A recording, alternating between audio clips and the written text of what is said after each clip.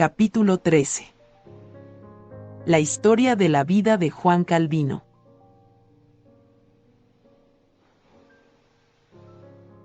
Este reformador nació en Noyen, en Picardía, el 10 de julio de 1509. Fue instruido en gramática, aprendiendo en París bajo Maturino Corderius, y estudió filosofía en el College de Mantin bajo un profesor español. Su padre, que descubrió muchas señales de su temprana piedad, particularmente en las reprensiones que hacía de los vicios de sus compañeros, lo designó primero para la iglesia y lo presentó el 21 de mayo de 1521 a la capilla de Notre-Dame de la Gessine, en la iglesia de Noyen. En 1527 le fue asignado el rectorado de Marceville, que cambió en 1529 por el rectorado de Pont-l'Évêque, cerca de Noyen. Su padre cambió luego de pensamiento y quiso que estudiara leyes, a lo que Calvino consintió bien dispuesto, por cuanto, por su lectura de las Escrituras, había adquirido una repugnancia por las supersticiones del papado, y dimitió de la capilla de Gessine y del rectorado de Pont-l'Évêque, en 1534. Hizo grandes progresos en esta rama del conocimiento y mejoró no menos en su conocimiento de la teología con sus estudios privados. En Bourges se aplicó al estudio del griego, bajo la dirección del profesor Volmar. Reclamándole de vuelta a Noyen la muerte de su padre, se quedó allí un breve tiempo, y luego pasó a París, donde aun habiendo causado gran desagrado en la Sorbona y al Parlamento, un discurso de Nicolas Cop, rector de la Universidad de París, para el que Calvino preparó los materiales. Se suscitó una persecución contra los protestantes, y Calvino, que apenas pudo escapar a ser arrestado en el College de Forteret, se vio obligado a escapar a Saint-Ogne, después de haber tenido el honor de ser presentado a la reina de Navarra, que había suscitado esta primera tormenta contra los protestantes.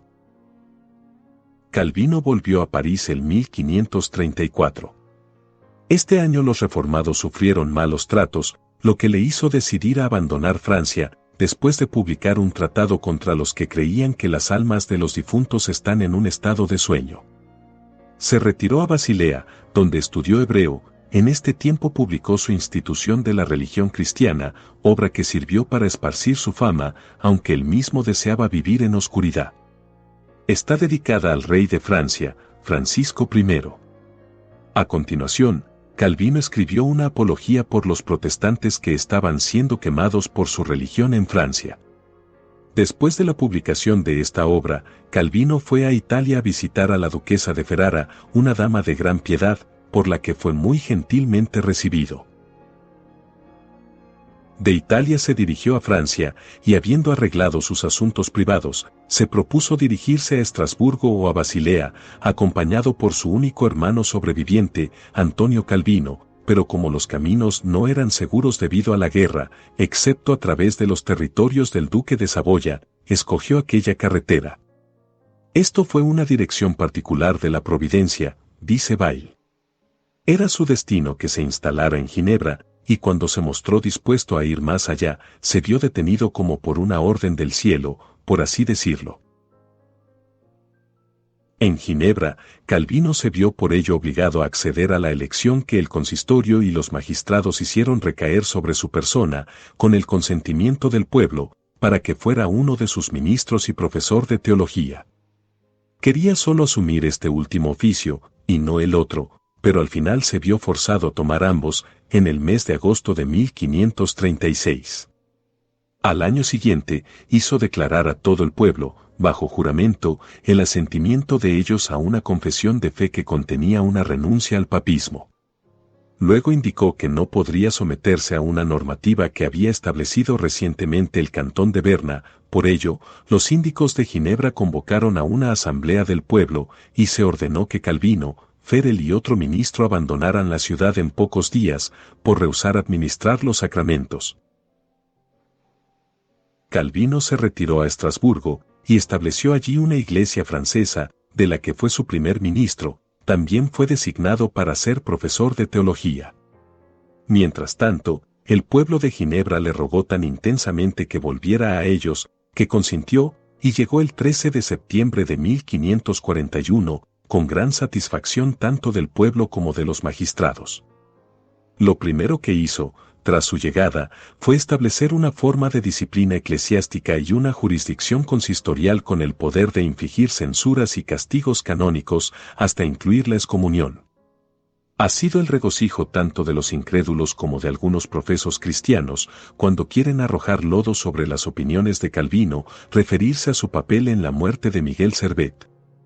Esta ha sido la actitud que siempre adoptan los que han sido incapaces de refutar sus opiniones, como si fuera un argumento concluyente contra todo su sistema. Calvino quemó a Servet. Calvino quemó a Servet. Es una buena prueba, para cierta clase de razonadores, de que la doctrina de la Trinidad no es cierta, que la soberanía divina es antiescrituraria, y que el cristianismo es una falsedad. No tenemos deseo alguno de paliar ninguna acción de Calvino que sea manifiestamente errónea. Creemos que no se pueden defender todas sus acciones en relación con el desdichado asunto de Servet. Pero deberíamos comprender que los verdaderos principios de la tolerancia religiosa eran muy poco comprendidos en tiempos de Calvino. Todos los demás reformadores que entonces vivían aprobaron la conducta de Calvino. Incluso el gentil y amigable Melanchthon se expresó en relación a este asunto de la manera siguiente. Dice él en una carta dirigida a Bullinger: he leído tu declaración acerca de la blasfemia de Servet, y alabo tu piedad y juicio, y estoy convencido de que el Consejo de Ginebra ha actuado rectamente al dar muerte a este hombre obstinado, que nunca habría cejado en sus blasfemias.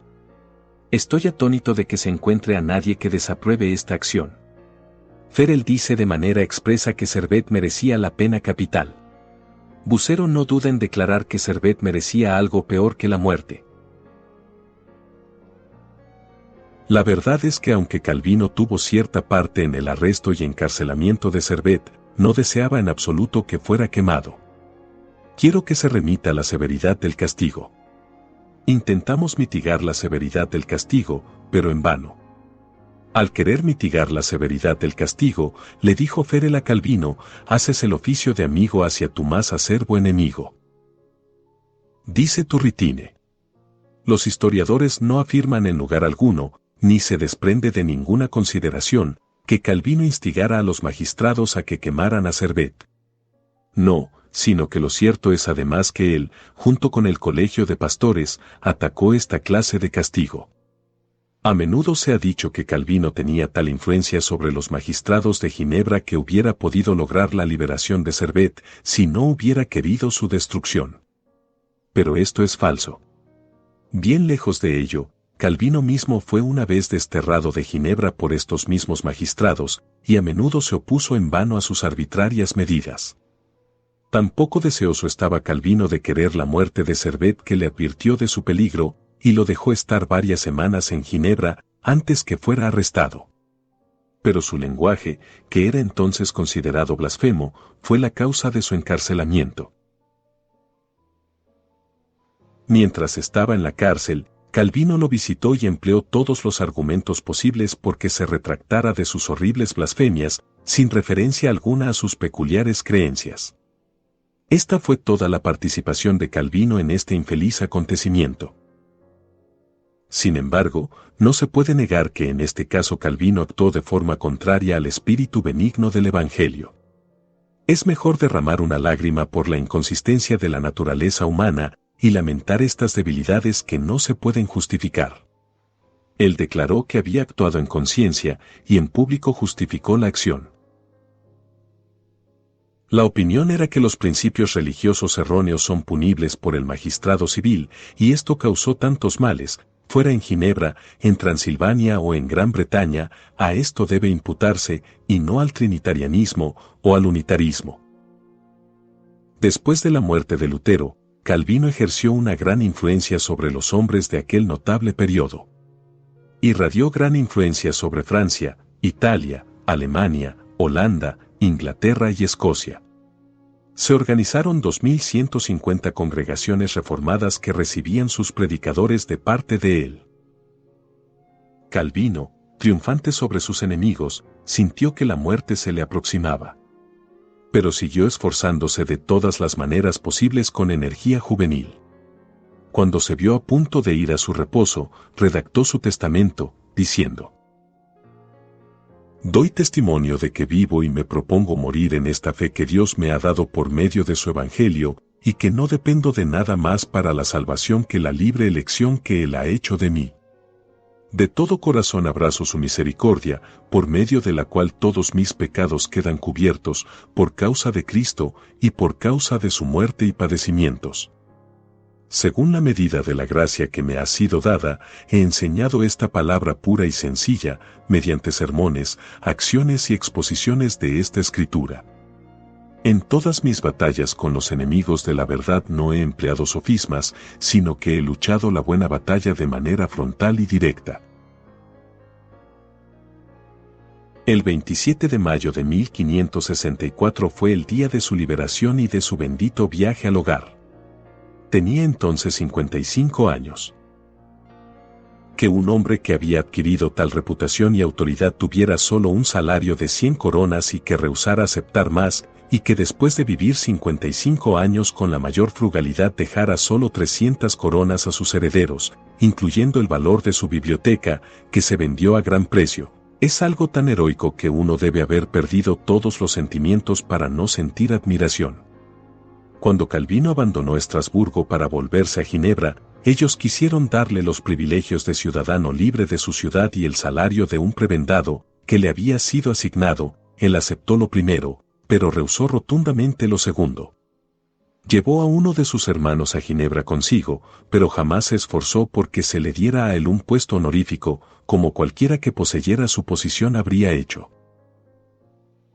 Desde luego, se cuidó de la honra de la familia de su hermano, consiguiéndole la libertad de una mujer adúltera, y consiguiendo licencia para que pudiera volverse a casar, pero incluso sus enemigos cuentan que le hizo aprender el oficio de encuadernador de libros, en lo que trabajó luego toda su vida.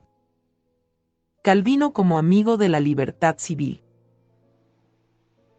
El reverendo Dr. Wisner dijo, en su reciente discurso en Plymouth, en el aniversario de la llegada de los padres peregrinos: «Por mucho que el nombre de Calvino haya sido escarnecido y cargado de vituperios por muchos de los hijos de la libertad, no hay proposición histórica más susceptible de una demostración plena que esta. Que no ha vivido nadie a quien el mundo deba más por la libertad de que goza, que Juan Calvino». Fin del capítulo 13.